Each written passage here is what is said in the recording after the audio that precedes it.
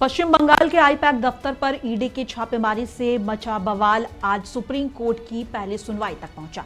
ममता बनर्जी का आरोप था कि ईडी ने आईपैक दफ्तर में चुनाव से यानी कि आगामी विधानसभा चुनाव से जुड़े दस्तावेजों के साथ छेड़छाड़ किया, जिस पर सुप्रीम कोर्ट ने बीच बचाव करते हुए कहा कि आपका दावा गलत है। अगर ईडी का इरादा जानकारी जुटाने का होता तो सामग्री जब्त कर लेते, जबकि ऐसा नहीं हुआ। अदालत ने आगे कहा कि अदालत को पूरे मामले की जांच करनी होगी, हमें नोटिस जारी करने से रोका नहीं जा सकता।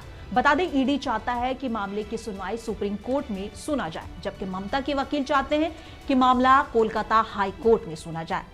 शीर्ष अदालत ने ईडी अधिकारियों पर दर्ज एफआईआर पर रोक लगा दी है फिलहाल, और सुप्रीम कोर्ट ने साफ कहा है कि अगली सुनवाई तक एफआईआर कार्रवाई स्थगित रहेगी। सुप्रीम कोर्ट में अगली सुनवाई 3 फरवरी को होगी। बता दें, ईडी ने कोर्ट में याचिका दायर कर मुख्यमंत्री ममता बनर्जी और राज्य सरकार पर जांच में दखल देने के गंभीर आरोप लगाए थे। इस पूरे मामले को लेकर आप किस तरह देखते हैं, कमेंट बॉक्स में बताइए, और ऐसी तमाम खबरों को देखने के लिए हमें फॉलो और सब्सक्राइब कर लें।